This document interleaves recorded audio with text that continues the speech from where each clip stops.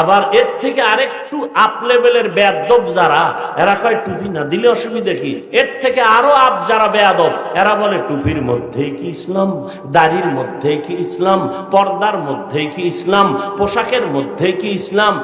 পোশাকে ইসলাম নাই, দাড়িতে নাই, টুপিতে নাই, পর্দায় নাই, তো ইসলাম তোর আব্বাজান কোন ঘরে তালা দিয়ে রাখছে, বের কর। এরে নবীর আশিক, আল্লাহ পাক রব্বুল আলামিন বলেন, এরে গোলাম তওবার দরজা খুলে রাখলাম, আমি চাই না কেউ জাহান্নামে যাবে, আমি চাই সবাই জান্নাতে যাবে। আমি কেমন চাওয়া চাই, হিসাব ছাড়া যেন সবাই বিনা হিসাবে জান্নাতে যায়। কারণ হিসাবের কাঠগড়ায় দাঁড়াইয়া কেউ যদি জান্নাতে যেতে চায়, জাহান্নামের শাস্তি ভোগ না করিয়া জান্নাতে যেতে পারবে না। এরে নবীর আশিক, বিনা হিসাবে যদি জান্নাত পেতে চাও, আল্লাহর ওয়াদার হলো মুসলমান না হইয়া কবরে আসবা না। মুসলমান হইয়া কবরে যাওয়ার মানে কি? বলে বান্দা তোর অন্তরটারে গুনাহ থেকে পবিত্র বানাইয়া কবরে আয়, আমি আল্লাহ কিয়ামতের আগ পর্যন্ত কবর বেহেশতের বিছানা বানায় দিব, জান্নাতের সাথে রাস্তা বানায় দিব, জান্নাতের হাওয়া বাতাসে তুই আরামে ঘুমাবি। আল্লাহ পাক রব্বুল আলামিন হাসরের ময়দানে হিসাব ছাড়া জান্নাতে পাঠায় দিবেন। আল্লাহ চান বিনা হিসাবে জান্নাতে দেওয়ার জন্য। যদি বিনা হিসাবে জান্নাত পেতে চাও, তওবার মাধ্যমে বান্দা গুনাহ থেকে অন্তরকে বাঁচাও। পিছনের গুনাহ থেকে বান্দা ইস্তেগফার আর তওবা করো, আর গুনাহ করবা না। সামনের জীবনে যেন গুনাহ না হয়, তাকওয়া আল্লাহর ভয় অন্তরে জমা করো। একা একা পারবা না, কারণ শয়তান চতুর্মুখী ষড়যন্ত্র করতেছে। জিন শয়তানও চক্রান্ত করে, মানুষ শয়তানও চক্রান্ত করে, মানুষ শয়তান চক্রান্ত করে। এত তাড়াতাড়ি মসজিদে যাওয়ার দরকার নাই, এত অল্প বয়সে দাড়ি রাখার দরকার নাই। বিয়া শাদির পরে মাইয়া বলা হইলে দাড়ি রাখবি, এত তাড়াতাড়ি বুড়া কেন হবি? টুপি মাথায় দেওয়ার দরকার নাই, বলেনি?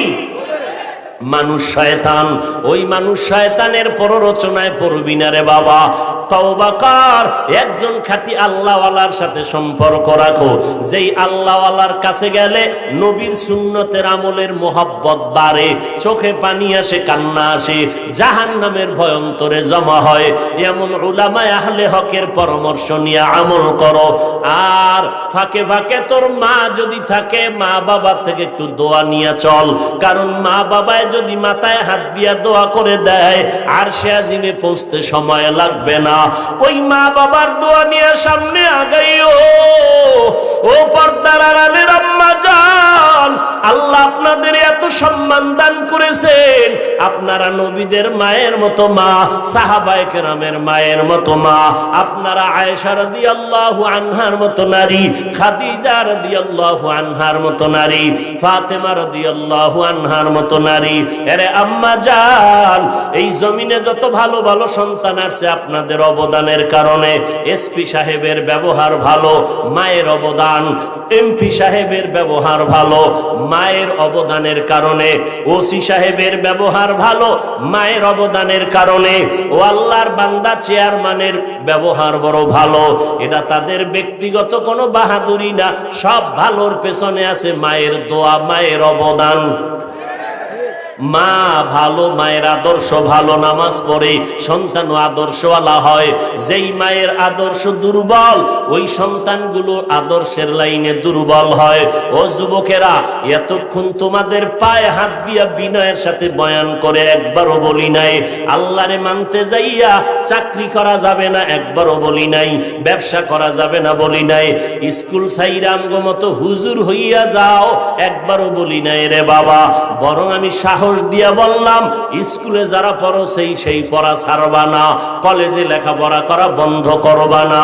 ডাক্তারি পড়ো আলহামদুলিল্লাহ, ইঞ্জিনিয়ারিং পড়ো আলহামদুলিল্লাহ, প্রফেসর হও আলহামদুলিল্লাহ, দোয়া করে গেলাম, ওই লাইনে লেখাপড়া চালাও।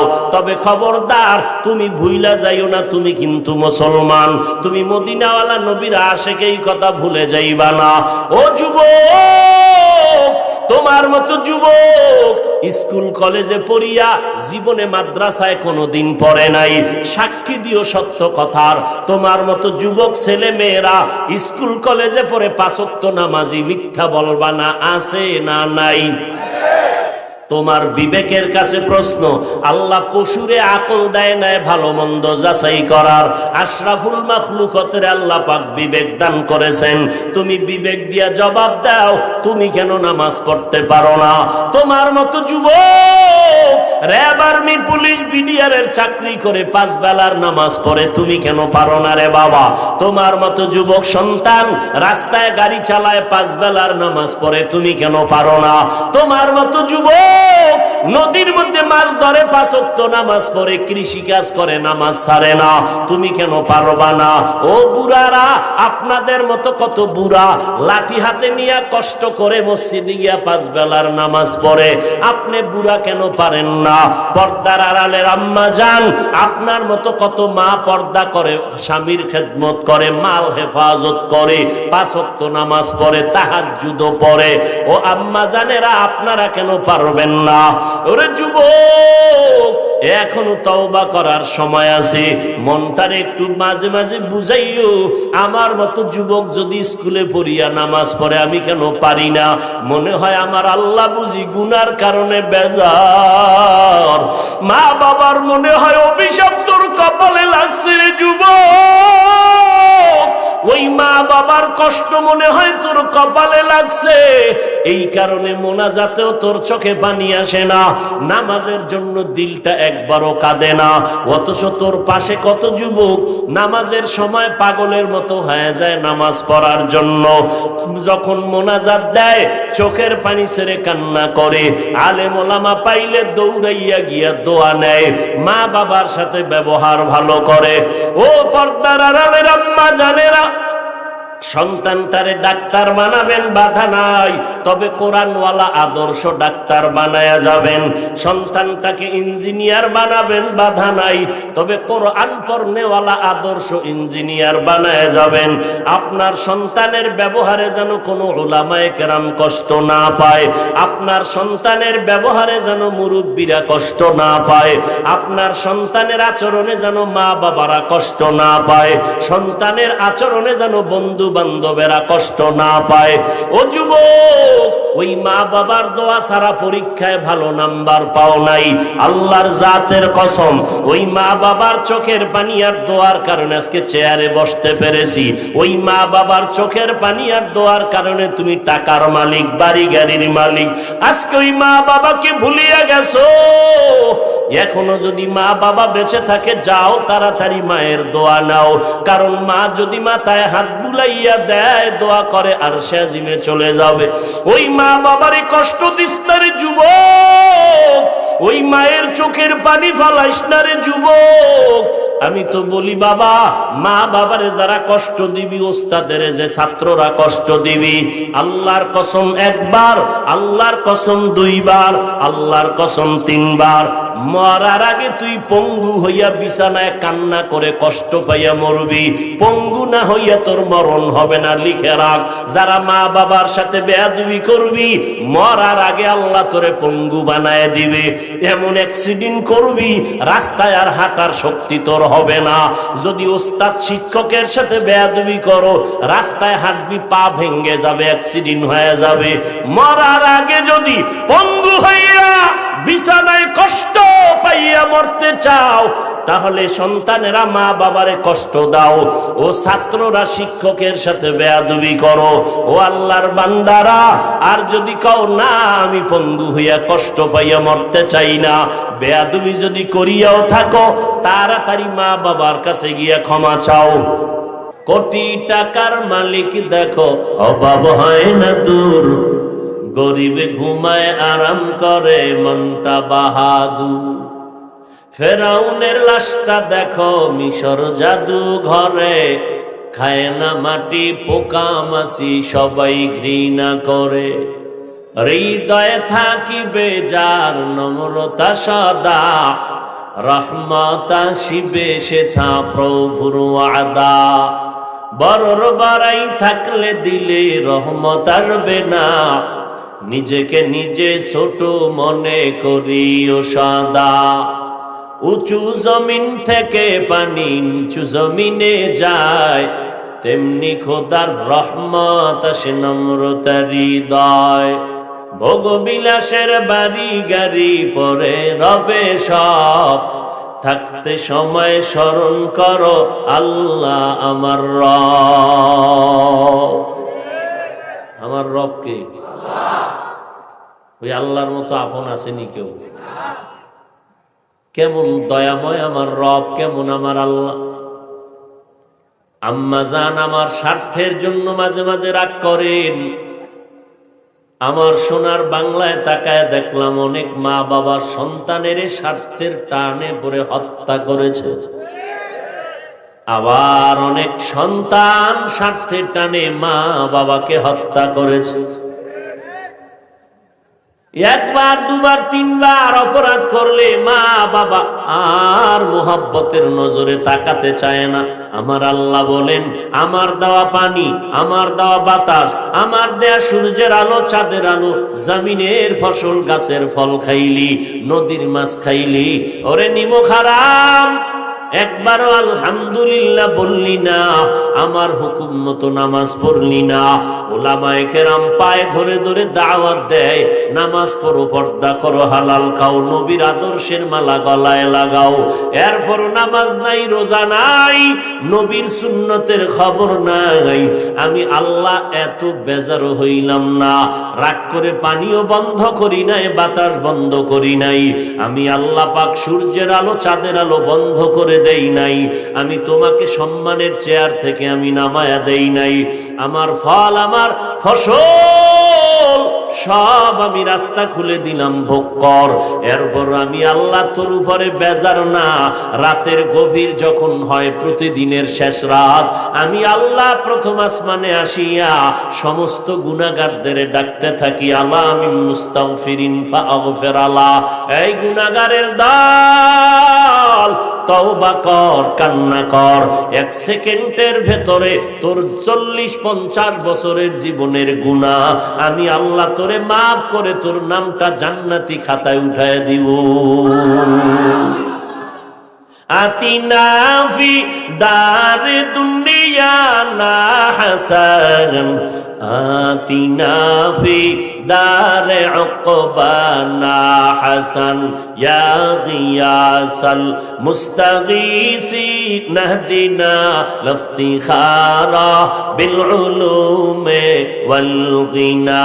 হর গরিদে নেকো তু তৈয়ার হে, जो न मांगे उससे तू बेजार है।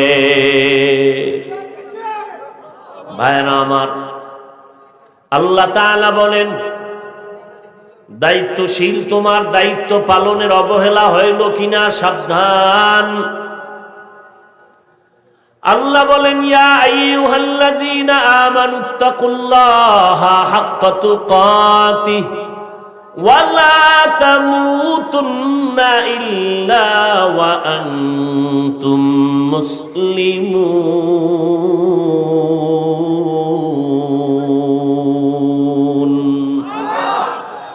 মুসলমানি বুয়াদ গর্দন নেহাদান, এনানে খুদ বদস্তে খা জাদাদান, গর্ব সুরত আদমি ইনসাবুদে, আহমদ বু জাহলো হামেক সাবুদে। আল্লাহ তাআলা মুমিনদেরকে বললেন, এই মুমিনের দল, মুসলমান হওয়ার, আল্লাহকে ভয় করার মতো ভয় করো, মুসলমান না হইয়া মরবা না। এই যে আল্লাহ পাক বললেন, কাদেরকে বললেন? মুমিন যারা, তাদের, এই মুমিন আল্লাহকে ভয় করার মতো ভয় করো, মুসলমান না হইয়া মরবা না। সাহাবায়ে কেরামে আওয়াজ পেয়ে কান্না শুরু করলেন, পেরেশান হয়ে গেলেন। আল্লাহ যত বড়, ওই পরিমাণ আল্লাহকে ভয় করা কারো দ্বারা সম্ভব হবে না। নবীজির কাছে গিয়া হাজির। নবীও পেরেশান অবস্থায় আছেন। আল্লাহ জিব্রাইল আমিনকে সান্ত্বনার আয়াত নিয়ে পৌঁছে দিলেন। জিব্রাইল আমার নবীর আদালতে আসলেন, নবীর দরবারে এসে বললেন, ও নবী, সান্ত্বনার বাণী আল্লাহ দিয়েছেন, ইত্তাকিল্লাহা মাস্তাতাতুম। ওরে দুনিয়ার মুমিনেরা, আল্লাহকে ভয় করার মতো হক আদায় করে ভয় করতে হবে না, বরং তোমাদের সাধ্য মতো আল্লাহকে ভয় করো। সাহাবায়ে কেরাম আশ্বস্ত হলেন, হ্যাঁ, আমাদের সাধ্য মতো আল্লাহকে ভয় করা সম্ভব, তবে আল্লাহর হক আদায় করে ভয় করা কোনো বান্দা বান্দির দ্বারা সম্ভব হবে না। ইমামুল আউয়ালিন আল আখিরিন বাহরে সাদকা রাহমাতাল লিল আলামিন সাইয়্যিদুল কাউনাইন খাতমুল মুরসালিন আখির আমদ বুদ ফখরুল আউয়ালিন শুদ ওয়াজুদাস রাহমাতাল লিল আলামিন মসজিদে ও শুদ হামারো এ জমিন।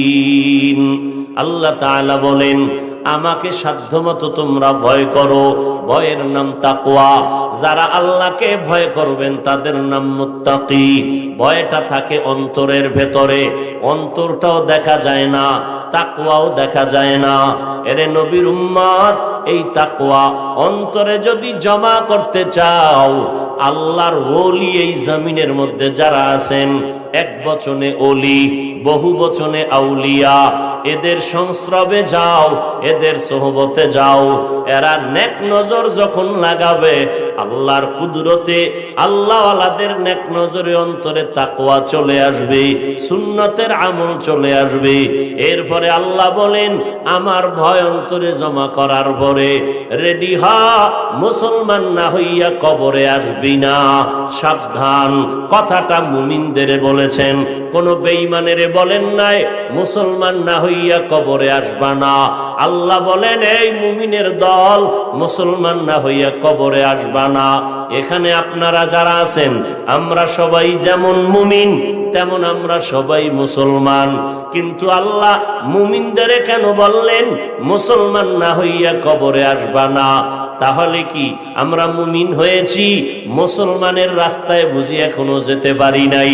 আল্লাহ আর একটা আয়াতে বলেন, ইয়া আইয়ুহাল্লাযীনা আমানু দুখুলু ফিস-সিলমি কাফা।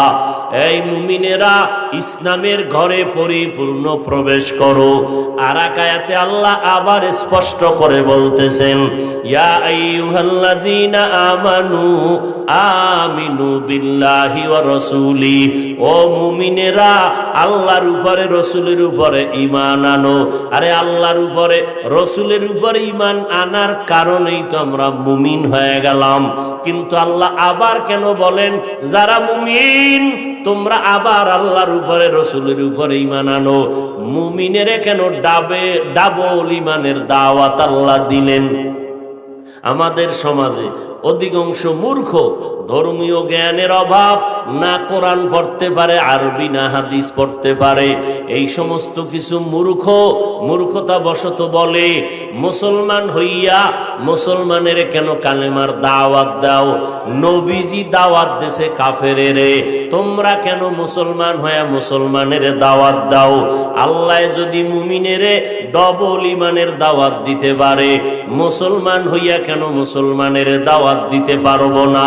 নাম্বার 2, মুসলমানের দাওয়াত বাদ দিয়া হিন্দুদের মন্দিরে যাইয়া দাওয়াতের কাজ করব, খ্রিস্টানদের গির্জায় গিয়া কাজ করব, কিন্তু ওখানে গিয়া লাভ যাই হবে, এর থেকে আমার আসল ঘরের ক্ষতি হয়ে যাইতেছে বেশি। কারণ দাবি করে মুসলমান, মদিনাওয়ালার সাথে কোনো কানেকশন নাই, নামাজের সময় আজান শুনে মসজিদে যায় না, অথচ সুদের সাথে জড়িত। যেই সুদের গুনাহ করলে 24টা ঘন্টার সেকেন্ডে গর্ভধারিণী মায়ের সাথে জিনার গুনাহ হবে। সুদের খাতায় নাম থাকলে হজ করবে, কবুল হবে না, যাকাত দিবে, কবুল হবে না। সুদের খাতায় নাম লেখাইয়া মোনাজাত দিলে একটা মোনাজাতও কবুল হবে না। সুদের খাতায় যাদের নাম আছে 10 তলা মাদ্রাসা বানাইলে সওয়াব হবে না, মসজিদে দান করলে সওয়াব পাবে না। আল্লাহ কয় রেডি থাক, আমি আল্লাহ রেডি তোর সাথে আমি যুদ্ধ করার জন্য, কারণ তুই এত বড় খারাপ, আমি আল্লাহ নিজে তোর সাথে যুদ্ধ করব। কারণ তোর অল টাইম আমল নামায় কবিরা গুনাহ, মায়ের সাথে জিনা করার গুনাহ হয়, অতএব আমি আল্লাহ তোর সাথে যুদ্ধ না করে থামতে পারি না। শেষ কথাই এর ফলাফল কি? কয় তোর জন্য চিরস্থায়ী জাহান্নাম। কয়দিন? সুদের সাথে জড়িত আশেকে রসুল আসেনি? এ যদি আশেকে রসুল দাবি করে তাহলে ভণ্ডকে, আমরা ভণ্ড। কারণ আমরা টুপি পরছি, দাড়ি পরছি, নামাজরা পড়ি, পর্দা করি, হালাল খাই, জিকির করি, আমরা ভণ্ড। আর যারা সুদ খায় এরা আশেকে রসুল। দুইটার একটা লাইন করতে হবে তো, হয়তো তারা ভণ্ড আমরা আশেক, না হয় তারা আশেক আমরা ভণ্ড। কথা ক্লিয়ার? আমরা টুপি মাথায় দিয়া কত গালি শুনতেছি, দাড়ির কারণে যৌবনের ভাব চলে যাইতেছে, লম্বা জামা পড়তেছি কষ্ট লাগতেছে, কত মানুষ কত কথা বলে, মাদ্রাসায় পড়তেছি সেখানেও কত মানুষ বাজে কথা বলে, শীতের দিন ফজরের নামাজ পড়তে ঠান্ডা পানি দিয়ে উজু করে কত কষ্ট, এরপরও আমরা আশেক হইতে পারবো না। তোমরা সুদ ঘুষ খাইয়া দাড়ি কামাইয়া আশেক হবা, তাহলে একটা দলিল দাও, আমিও টুপি দাড়ি ফালাইয়া দিই। যুবকেরা ভালো করে কথা বুঝার চেষ্টা করো, চিল্লা চিল্লি করবা না, কথা বুঝবা, ভদ্র বাবার ভদ্র সন্তানের মতো আওয়াজ দিবা, প্রয়োজন হলে স্বাভাবিক, চিৎকারের কোনো দরকার নাই। তুমি সারাদিন নামাজ পড়লা না, তুমি এখানে চিল্লাইলে কি হবে বলো? তুমি সারাদিন নামাজ পড়ো নাই, তো তোমার চিৎকারে কি হবে? ভালো করে বুঝো, ভালো করে বুঝো।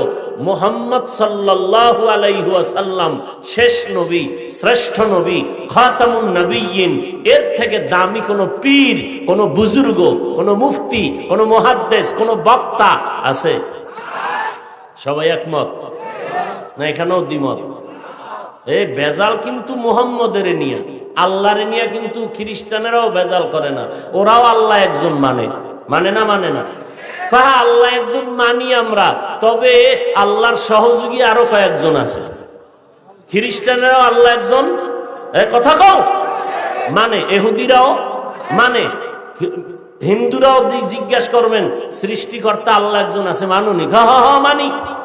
বেজাল কিন্তু সব গোষ্ঠীর মুহাম্মদের নিয়ে। ইহুদি আল্লাহ মানে, মুহাম্মদ মানে না। ওরা কয় আমগো শ্রেষ্ঠ নবী, আমগো আসল ঠিকানা শান্তির দূত ঈসা নবী। ইহুদিরা কয় ওজায়ের নবী। এইরকম এক একজন এক এক লাইনে। মুহাম্মদের মানতে গেলেই বাঁকা। ইহুদিরাও কয় মুহাম্মদ মানি না, আল্লাহ মানি, ঠিক আছে। খ্রিস্টানেরা কয় মুহাম্মদ রে মানি না। আমগো হালাত কি?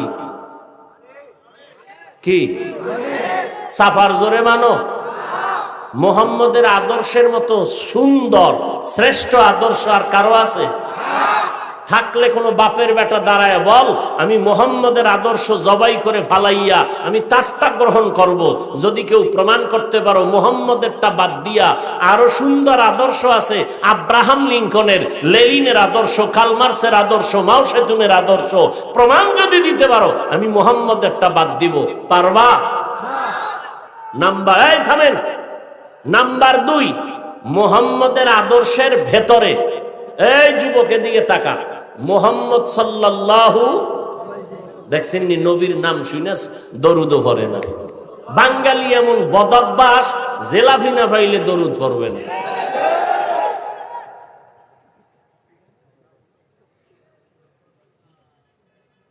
যুবকেরা জবাব দাও, ব্যর্থহীন ভাষায় বুঝে জবাব দিবা, না বুঝলে চুপ থাকবা। মুহাম্মদের আদর্শের ভিতরে চুল কাটার নিয়ম আছে? ভালো করে বলো। নখ কাটার নিয়ম আছে? মুহাম্মদের আদর্শে চুল না কাইটা বেঈমানের পা চাটা, গোলামের মতো চুল কেটে ইন্দুর আর বান্দর হইলি কেন?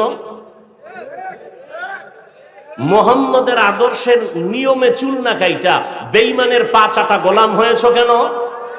কি স্বার্থ? কি বল? কি যৌবন বেড়ে যায়? চেহারা উজ্জ্বলতা বাড়ে? মা বাবা দোয়া বাড়ায়? শিক্ষকরা খুশি হয়? তাহলে আকামটা কেন করছো বল? যদি কোনো উপকার হয় বল, আমিও করব। আল্লাহর কসম, মুহাম্মদের আদর্শ বললি ভালো, গ্রহণ করো না কেন? বেঈমানের পা চাটো কেন? বিষয় কি? নবীর তরিকায় চুল কাটলে সমস্যাটা কি? শেষ নবী রহমাতুল্লিল আলামিনের লাইনে নখ কাটলে সমস্যাটা কি? কি সমস্যা কি? কারণ কি? তুমি বেঈমানের পদাঙ্ক অনুসরণ করবা, স্বার্থ কি বলো? একটা উপকার যদি দেখাইতে পারো যে হাফিজ ভাই, বেঈমানের লাইনে চুল কাটার দ্বারা আমার মাথা অল টাইম ঠান্ডা থাকে, 1 সেকেন্ডের জন্য গরম হয় না, এরকম একটা উপকারের কথা বলো।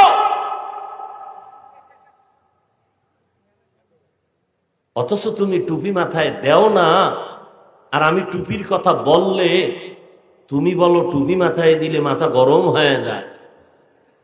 আবার এর থেকে আরেকটু আপ লেভেলের বেয়াদব যারা, এরা কয় টুপি না দিলে অসুবিধা কি? এর থেকে আরো আপ যারা বেয়াদব, এরা বলে টুপির মধ্যেই কি ইসলাম, দাড়ির মধ্যেই কি ইসলাম, পর্দার মধ্যেই কি ইসলাম, পোশাকের মধ্যেই কি ইসলাম? পোশাকে ইসলাম নাই, দাড়িতে নাই, টুপিতে নাই, পর্দায় নাই, তো ইসলাম তোর আব্বাজান কোন ঘরে তালা দিয়ে রাখছে? বের কর। এই রসুলের দুশ্মন, বের কর। রসুলের রেখে যাওয়া আদর্শ মানবে হিন্দু ভাইরা? বলো। খ্রিস্টানেরা, ইহুদিরা? আমার রসুলের রেখে যাওয়া 23 বছরের আদর্শ পালন করবে কারা? কুমিল্লা জেলার মুসলমান ব্যতীত? হ্যাঁ, ও মুরাদনগর সারা? নাকি নবীর সুন্নাত হুজুরকে দিয়ে দিছো? যদি কেউ নবীর সুন্নাত শুধু হুজুরেরা মানবে, তাহলে জান্নাত হুজুরেরা পাবে, তোমাকে কপালে জুতা।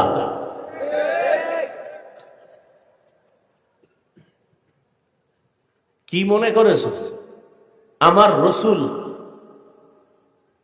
যার চেহারা মোবারকের দিকে একটা দৃষ্টি দিলে 7 দিনের ক্ষুধা নিবারণ হয়ে যায়, সেই নবী যার শরীর মোবারকে মশা মাছি পড়া হারাম, তুমি কি মনে করেছো যেই রসুল রাস্তা দিয়ে হাঁটতেছেন, সূর্যের গরম লেগে রসুলকে কষ্ট দিবে? মেঘের একটা খণ্ড রসুলের মাথা মোবারকে, যেখানে নবী যায় সেখানে মেঘের খণ্ড ছায়া দেয়, সূর্যের গরম যেন রসুলের শরীরে কষ্ট না লাগে। সেই শরীরের মধ্যে তায়েফের ময়দানে পাথর মারলো বেঈমানের বাচ্চারা, ওহুদের ময়দানে দান দান শহীদ করলো তোমার দ্বীন ইসলামের জন্য। সেই রসুলের উম্মত দাবি করে তুমি দাড়ি কাটবা আর শাফাত করবে রসুল, আর দাবি করবা আশেকে রসুল। তোমার মতো ভণ্ড জমিনে কেউ হতে পারে না।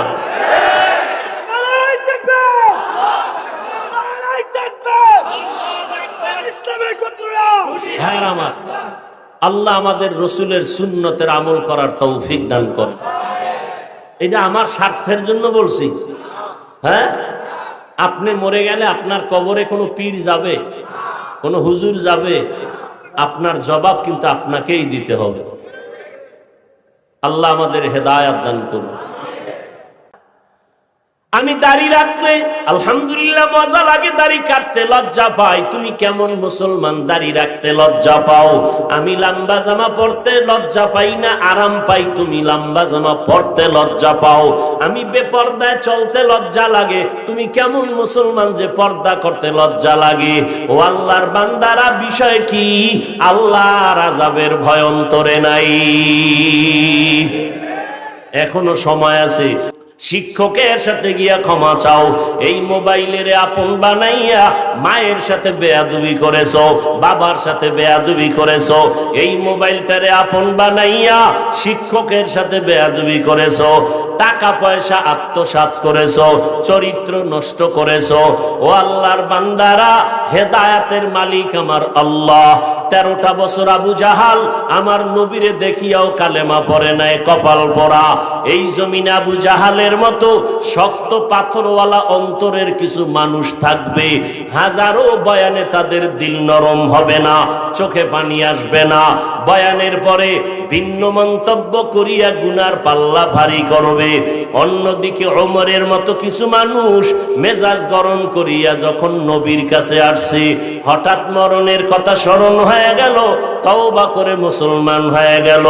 ওমরের মেজাজের মানুষ এই জমিনে যারা ঢুকবে, ময়দানে বয়ান শোনার পর হঠাৎ মরণের কথা স্মরণ হয়ে যাবে, গুনার কথা স্মরণ করিয়া আল্লাহর বান্দা কান্না করে আল্লাহকে মনে মনে বলবে, ও দয়ার মালিক, মনে হয় যেন এই ময়দানে আমার মতো গুনাহগার কেউ নাই। গুনার কারণে আমার হাত না পাক, আমার চোখ না পাক, আমার জিহ্বা না পাক, অন্তর না পাক।